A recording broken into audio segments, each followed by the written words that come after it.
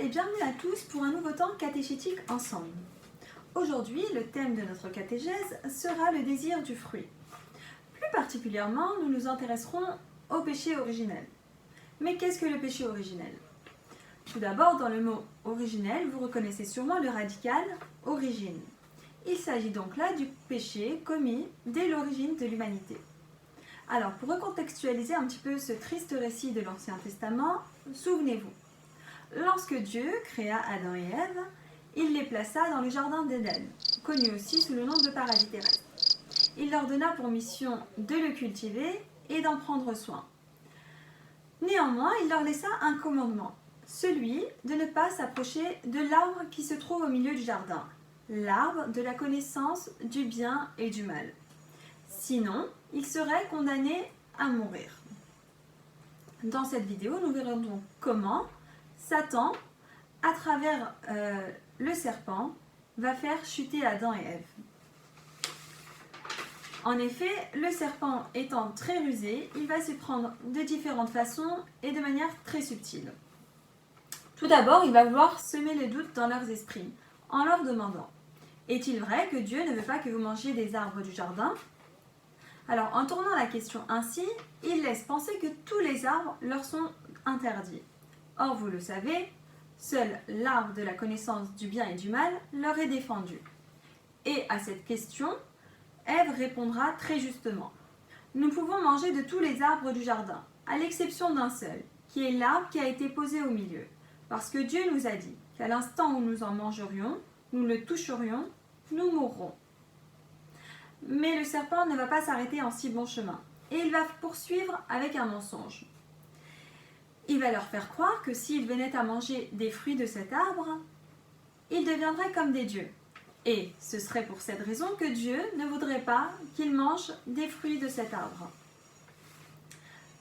Ève finira par être attirée par la beauté de ce fruit et mangera de cet arbre. Elle en proposera à Adam qui lui-même acceptera d'y goûter.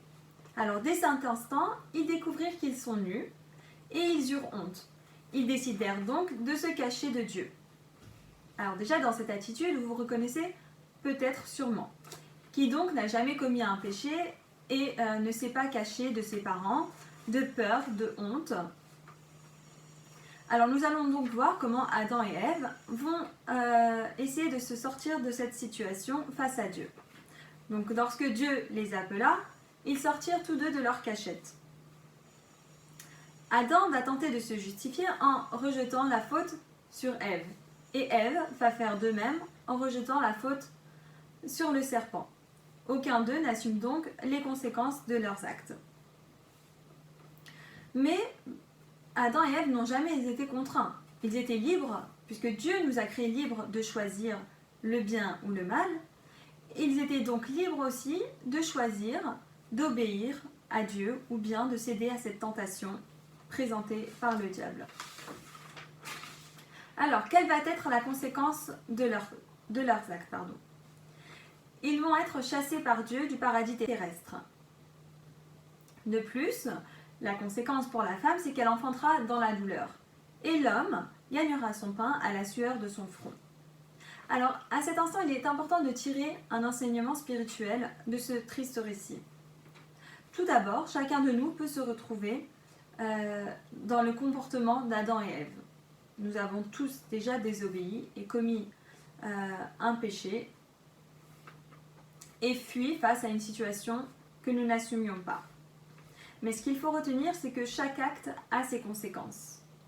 Et la vérité ne peut jamais être cachée à Dieu. Dieu connaît tout de nous et il est omniscient. Vous l'avez bien vu, Adam et Ève ont tenté de se cacher, mais ce fut très bref. Autre point important à souligner ici, c'est que dans la chute d'Adam et Ève, on peut retrouver probablement une part d'orgueil. Alors qu'est-ce que l'orgueil? L'orgueil, c'est un sentiment démesuré, de fierté. C'est se sentir meilleur que les autres et penser que l'on peut se passer d'eux. Ainsi, Adam et Ève ont pensé qu'ils pourraient se passer de Dieu en devenant eux-mêmes des dieux. En tout cas, c'est ce que Satan a voulu leur faire croire.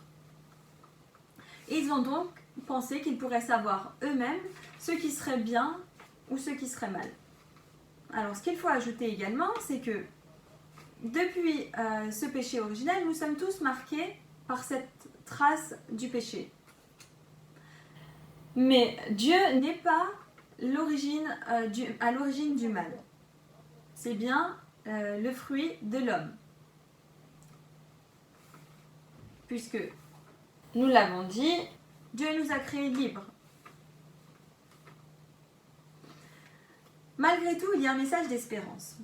Dieu étant amour, il ne nous abandonnera pas et il enverra son Fils unique nous sauver. Essayons donc de nous rappeler quotidiennement que nous avons besoin de Dieu. Et essayons d'avoir une attitude humble. Une attitude qui nous permet de reconnaître que seul Dieu sait ce qui est bon ou non pour nous.